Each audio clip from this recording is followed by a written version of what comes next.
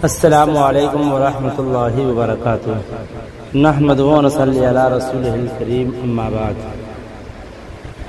آج کی ہماری یہ ویڈیو اسلام کی خوبی سے متعلق ہے۔ حضرت ابو ہریرہ رضی اللہ تعالیٰ عنہ سے روایت ہے کہ رسول اللہ صلی اللہ علیہ وسلم نے فرمایا، آدمی کے اسلام کی خوبی اور اس کے کمال میں یہ بھی داخل ہے کہ وہ فضول اور غیر مفید کاموں اور باتوں کا تارک ہو۔ دولت دنیا کا مصرف۔ حضرت ابو کبشہ اغاری رضی اللہ تعالیٰ عنہ سے روایت ہے کہ میں نے رسول اللہ صلی اللہ علیہ وسلم سے سنا، آپ فرماتے تھے، 3 باتیں ہیں جن پر میں قسم کھاتا ہوں، اور ان کے علاوہ ایک اور بات ہے جس کو میں تم سے بیان کرنا چاہتا ہوں، بس تم اس کو یاد کر لو۔ جن 3 باتوں پر میں قسم کھاتا ہوں ان میں سے ایک تو یہ ہے کہ کسی بندہ کا مال صدقہ کی وجہ سے کم نہیں ہوتا، اور دوسری بات یہ کہ نہیں ظلم کیا جائے گا کسی بندہ پر ایسا ظلم جس پر وہ مظلوم بندہ صبر کرے، مگر اللہ تعالی اس کے عوض میں اس کی عزت بڑھا دے گا۔ اور تیسری بات یہ ہے کہ نہیں کھولے گا اس فقیر کا دروازہ۔ اس کے بعد آپ نے فرمایا، اور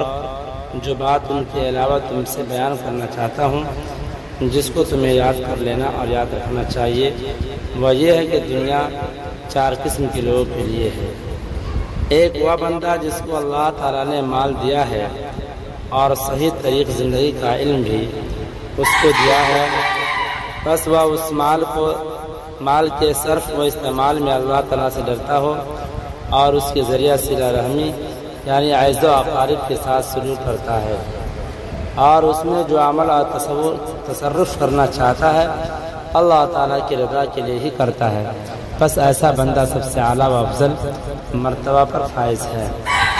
دوسری قسم وہ بندہ جس کو اللہ تعالیٰ نے صحیح علم تو عطا فرمایا ہے لیکن اس کو مال نہیں دیا، بس اس کی نیت صحیح و سچی ہے اور وہ اپنے دل و جان سے کہتا ہے کہ مجھے مال مل جائے تو میں بھی فلاں نیک بندہ کی طرح اس کو کام میں لاؤں، بس ان دونوں کا اجر برابر ہے۔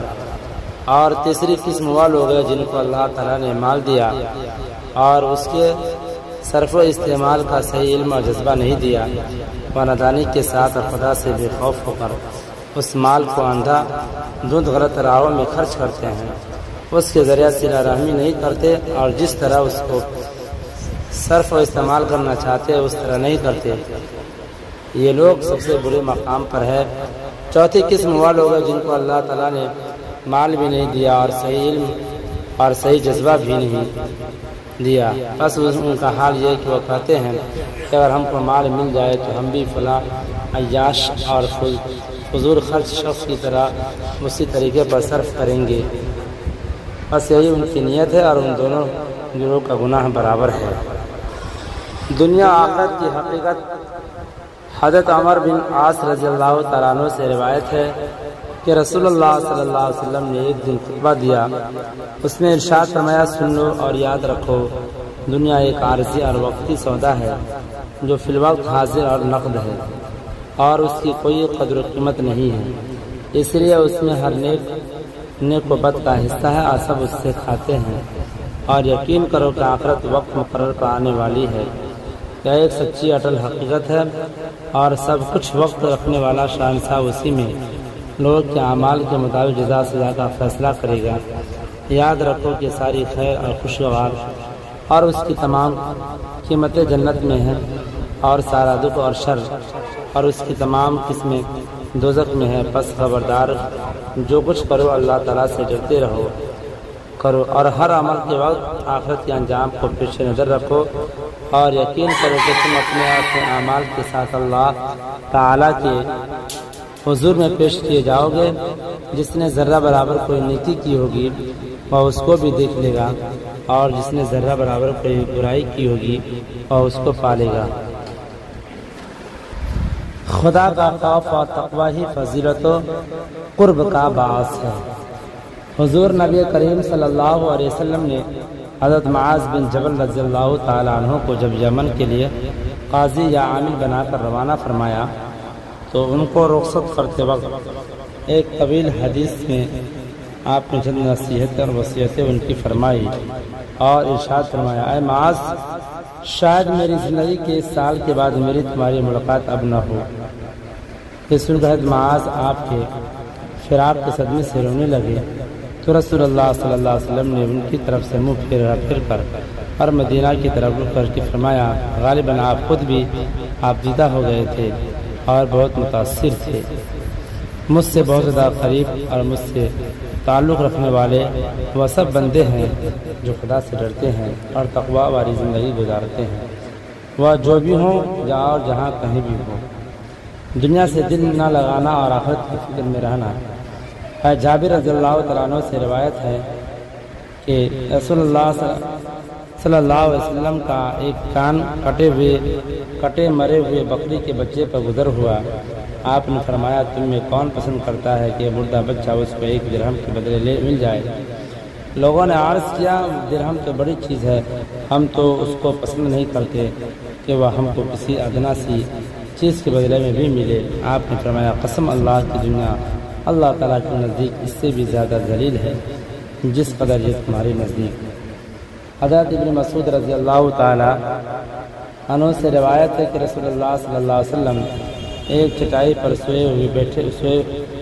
پھر اٹھے تو آپ کے بدن مبارک پر چٹائی کا نشان ہو گیا تھا۔ ابن مسعود نے عرض کیا، یا رسول اللہ صلی اللہ علیہ وسلم، آپ ہم کو یاد دیجئے، ہم آپ کے لیے بستر بچھا دیں اور بستر بنا دیں۔ آپ نے فرمایا، مجھ کو دنیا سے کیا واسطہ، میری اور دنیا کی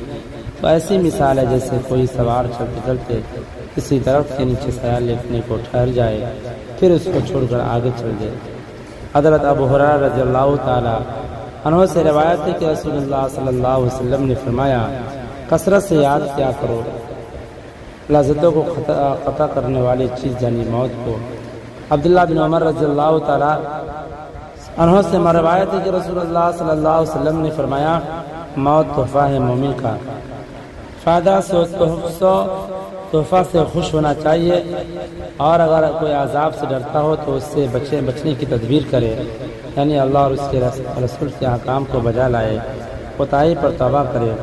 حضرت براء بن عازب رضی اللہ تعالیٰ عنہ سے ایک لمبی حدیث میں روایت ہے کہ رسول اللہ صلی اللہ علیہ وسلم نے فرمایا، جب مومن دنیا سے آخرت کو جانے لگتا ہے تو اس کے پاس سفید چہرے والے فرشتے آتے ہیں، ان کے پاس جنت کا کفن اور جنت کی خوشبو ہوتی ہے۔ پھر ملک الموت آتے ہیں اور کہتے ہیں کہ جان پاک، اللہ تعالیٰ کی مغفرت اور رضامندی کی طرف چل۔ پھر جب اس کو لے لیتے ہیں تو وہ فرشتے ان کے ہاتھ میں نہیں رہنے دیتے اور اس کو اس کفن اور اس خوشبو میں رکھ لیتے ہیں، اور اس سے مشک کی سی خوشبو مہکتی ہے، اور اس کو لے کر اوپر چڑھتے ہیں۔